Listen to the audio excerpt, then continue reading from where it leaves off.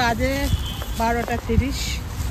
আমরা বেরালাম আমাদের কালকের কাজিরাঙ্গার যে নাইট স্টে ছিল সেখান থেকে। এটা একটা আসামের চা বাগান। এখানে বৈশিষ্ট্য দেখুন, চায়ের সাথে সাথে গোলমরিচও চাষ হচ্ছে। এই হচ্ছে গোলমরিচের গাছগুলো, প্রত্যেকটা গাছে হচ্ছে গোলমরিচ। কিন্তু একটু অন্যরকম আমাদের উত্তরবঙ্গের চা বাগানের থেকে এই চা বাগানটা একটু অন্যরকম আমার লাগলো, এই জন্য একটু দাঁড়ালাম। আপাতত এখান থেকে আমরা বেরিয়ে যাচ্ছি, যাবো গৌহাটি।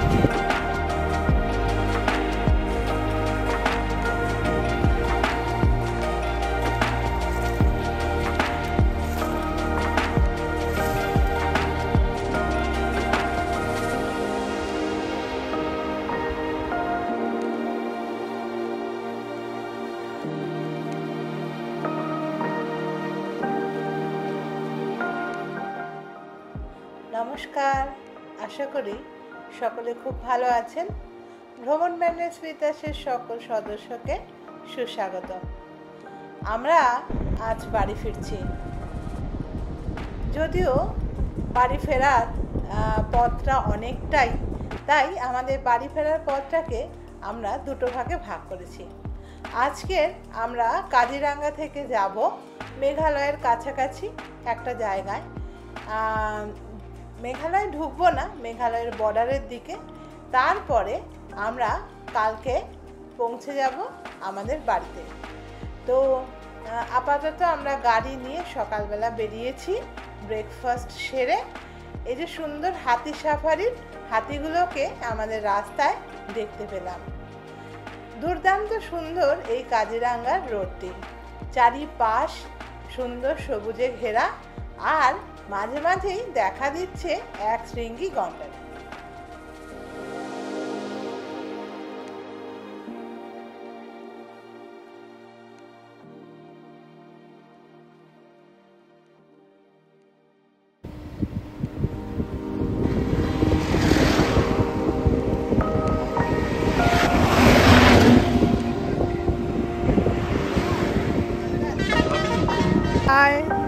এখন আমরা তো বেরিয়েছিলাম দুপুরবেলা, ওই দূরে রাইনো দেখা যাচ্ছে, হ্যাঁ, সেই জন্য দাঁড়িয়ে পড়লাম। চলুন রাইনোর কাছে যাই। ওই যে ওই দূরে রাইনো।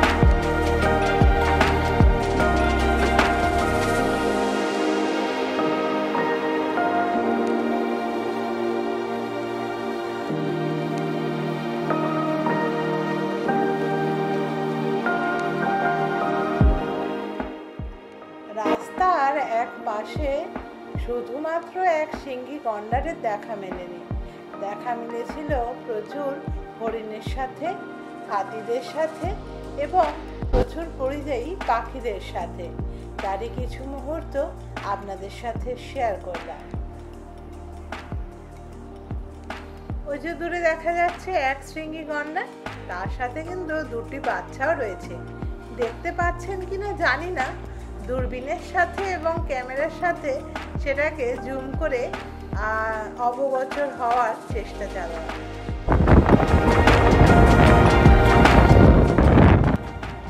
এত সুন্দর সুন্দর মুহূর্তগুলো আমাদের মনের গোচরে রেখে এবং ক্যামেরা বন্দি করে আমরা এগিয়ে চললাম। মনে দুঃখ আছে, আসামকে বিদায় জানাতে হবে। আজকের হয়তো জানাবো না, কারণ আজকেও আমরা থাকবো, আগেই বলেছিলাম মেঘালয়ের কাছাকাছি। পরের দিন আমরা বেরোবো। তো সেই দুঃখ কিছুটা আনন্দ দুটোকে সঙ্গে নিয়েই আমরা এগিয়ে চলেছি।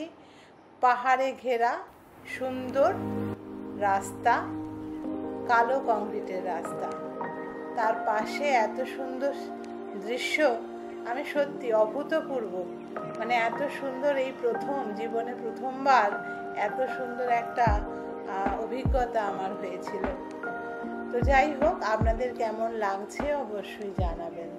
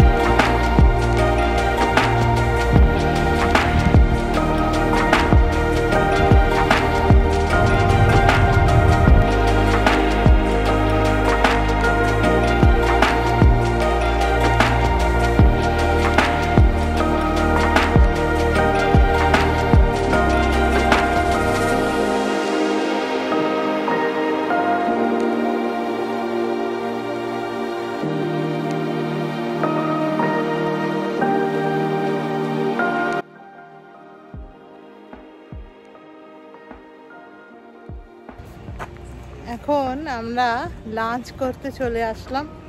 কাজিরাঙ্গারই একটা সুন্দর রেস্টুরেন্ট পেলাম দেখতে, বেশ সাজানো গোছানো। এটা বার, এদিকটা রয়েছে, এদিকটা রয়েছে রেস্টুরেন্ট। আশা করি খাবার ভালোই হবে। চলুন দেখি, খাবার টেবিলে গিয়ে দেখা হচ্ছে।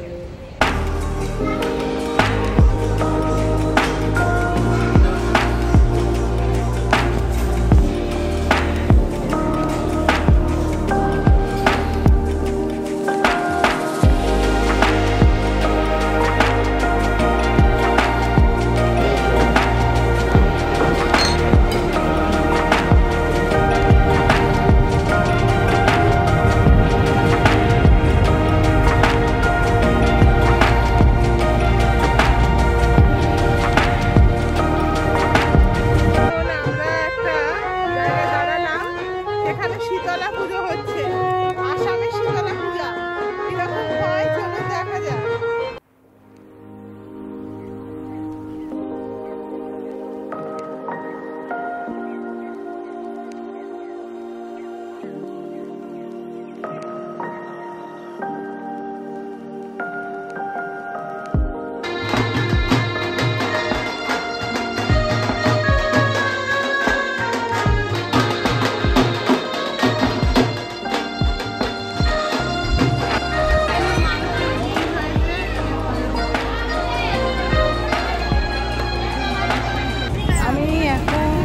প্রাঙ্গণে চলে এসেছি।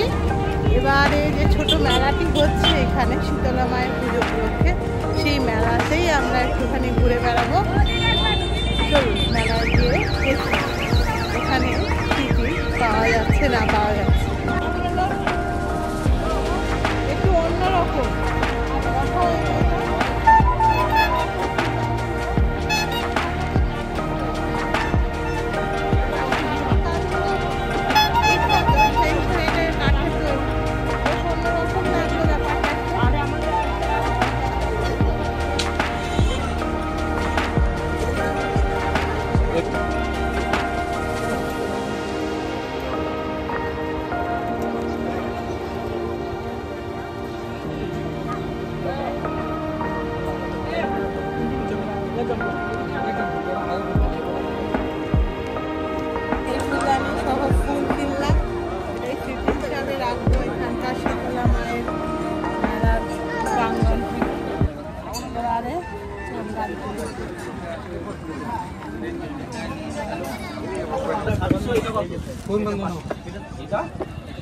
মেলা দেখা এখন শেষ হয়ে গেল।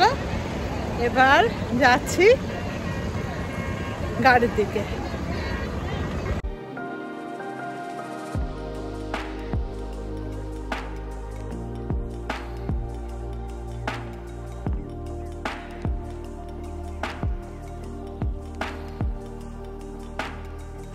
গুড ইভিনিং সকলকে। আমি একটা শাল পাতার জঙ্গলে চলে এসেছি, রাস্তার ঠিক পাশেই, যে মেন রোড রয়েছে তার ঠিক পাশেই এই শাল জঙ্গলটা। খুব টায়ার্ড লাগছে, যদিও আজকে সেরকম একটা জার্নি করিনি, তাও টায়ার্ড লাগছে। যেটা বলার, সেখানে আমরা একটু টি ব্রেক নেবো, এখানে টি ব্রেক নিয়ে তারপরে এগিয়ে যাব। আর মাত্র আধ ঘন্টা লাগবে আমাদের গৌহাটির নাইট স্টেতে যেতে, তাই একটু রেস্ট নিয়ে নিলাম। এই জায়গাটার নাম হচ্ছে মরিগাঁও। এর পেছনে আরেকটা জঙ্গল রয়েছে। অ্যাকচুয়ালি গৌহাটির পর থেকে যে কাজিরাঙ্গা রাস্তাটা যাচ্ছে, ওই রাস্তাটায় কিন্তু অনেকগুলো জঙ্গল পড়ে।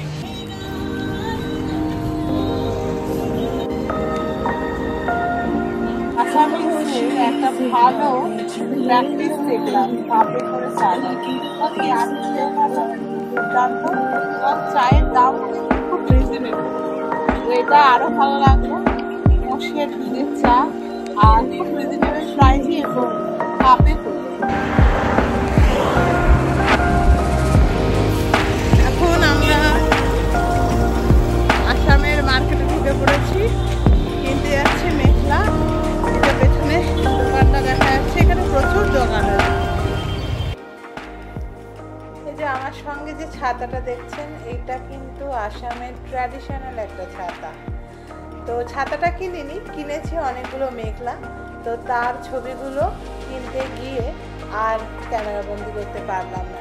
পরে কোনো একটা ভিডিওতে কী কী কিনেছি অবশ্যই আপনাদের সাথে শেয়ার করব।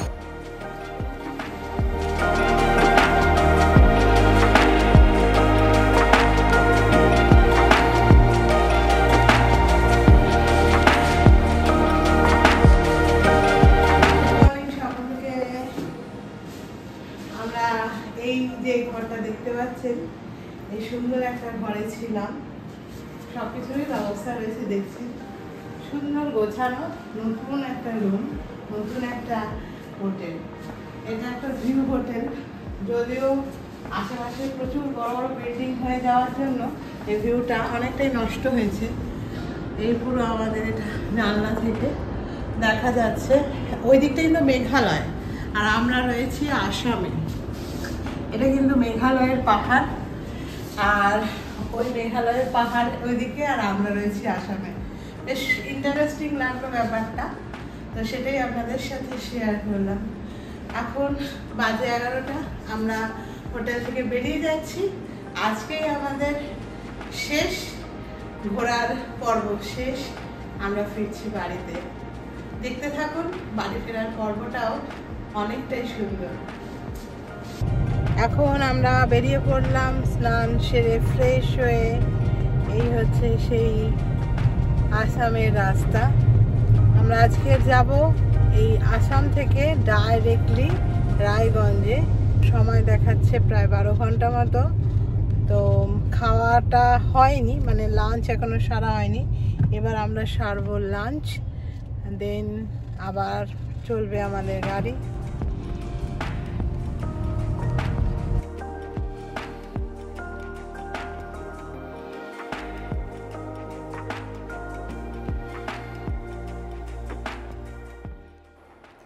এখন আমরা চলেছি ব্রহ্মপুত্র নদীর উপর দিয়ে।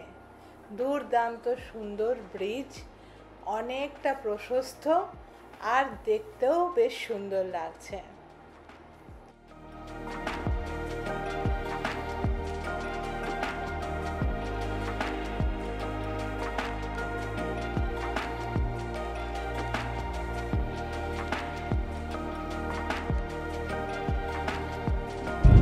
তো একটা দুর্দান্ত খবর দিই, সেটা অনেকেই জানেন, আমি তো জানতাম না, সেই জন্যই আর কি আমার কাছে দুর্দান্ত মনে হয়েছে, তাই শেয়ার করছি। সেটা হচ্ছে আমাদের ওয়েস্ট বেঙ্গলে পেট্রোলের দাম প্রায় 105 টাকা থেকে 106 টাকার মধ্যে ঘোরাফেরা করে, কিন্তু আমরা মেঘালয়ে পেট্রোল কিনলাম মাত্র 94 টাকা 19 পয়সায়।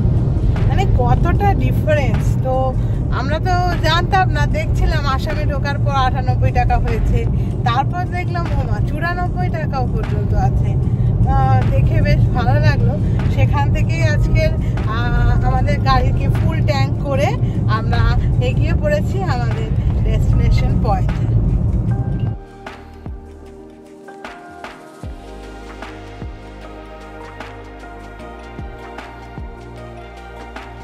আমরা এখন সেরে নেবো আজকের লাঞ্চটা।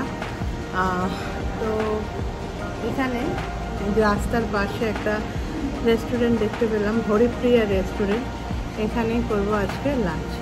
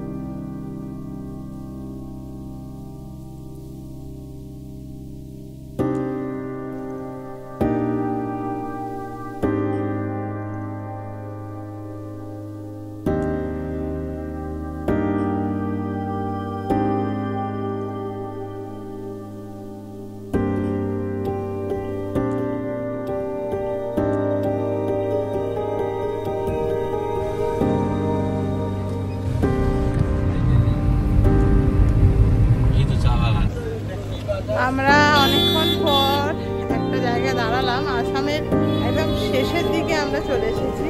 এখানে মন্দিরের সামনে দাঁড়ালাম, বেশ সুন্দর। এখানে বাজার টাজার বসেছে, দেখবো বাজারে কিরকম এটা।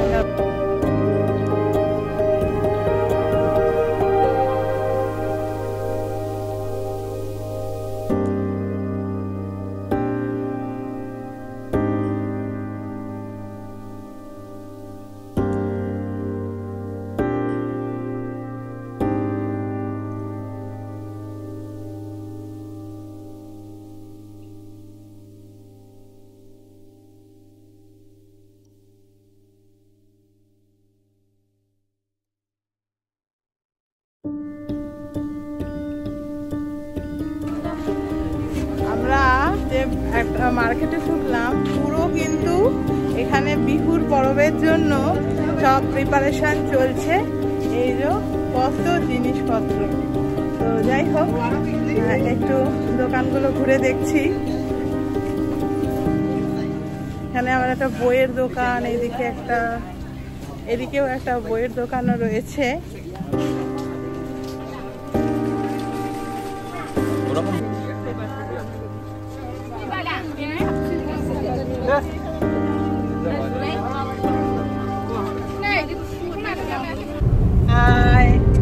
আমাদের মার্কেটিং হয়ে গেছে।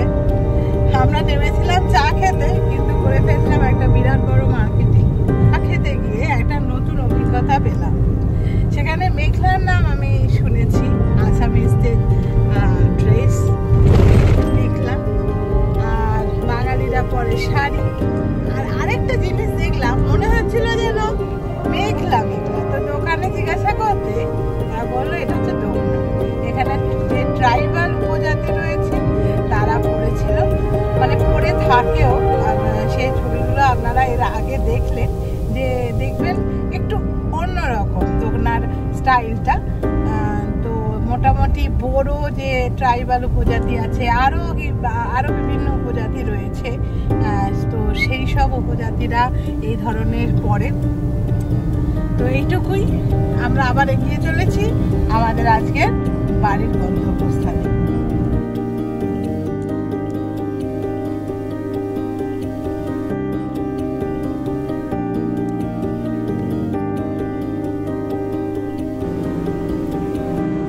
গুড ইভিনিং বলবো না গুড নাইট বলবো জানি না।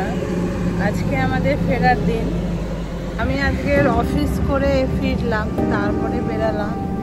দেরি হয়ে গেছে, অনেক দেরি, একটু নয় অনেকটাই দেরি হয়ে গেছে। তো বেরিয়েছি, বেরোতে প্রায় 7টা বেজে গেছে।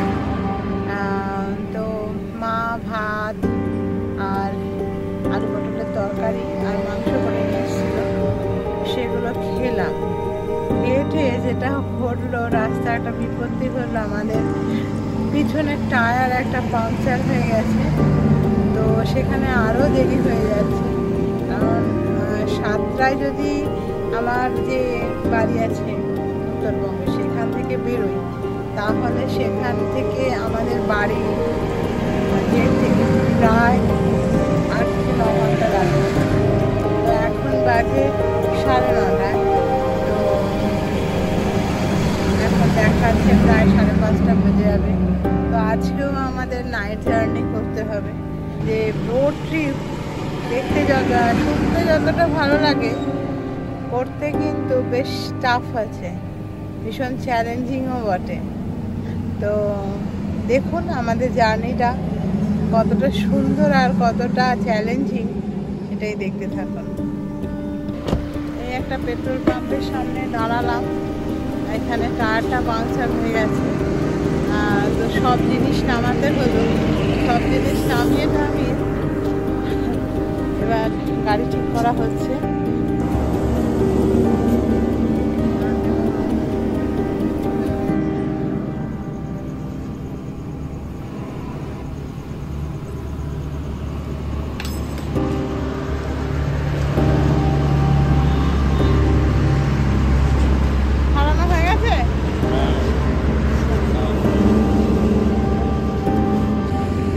প্রায় 8 ঘন্টা লেট হয়ে গেল, 8 ঘন্টা হয়নি, মোটামুটি 20 মিনিট মতো লেট হয়ে গেল। যাই হোক, সারানো গেছে আলটিমেটলি। 2টো স্ক্রু ঢুকে গেছিল কোনো কারণে আমাদের গাড়ির মধ্যে। আর পেছনে সুন্দর চাঁদ দেখা যাচ্ছে। অমাবস্যার পর আজকের হচ্ছে পঞ্চমী, খুব সম্ভবত, না সরি, আজকে তো ষষ্ঠী।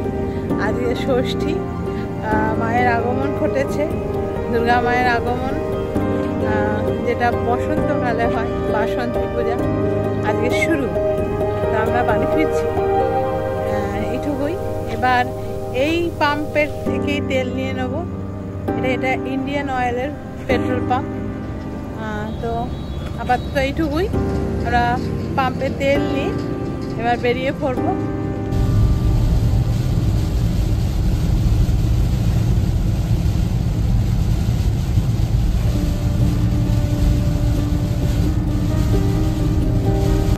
এখন বাজে 2:30। একজন রেডবুল খাচ্ছে। রেডবুল খাচ্ছ? কি খাচ্ছ?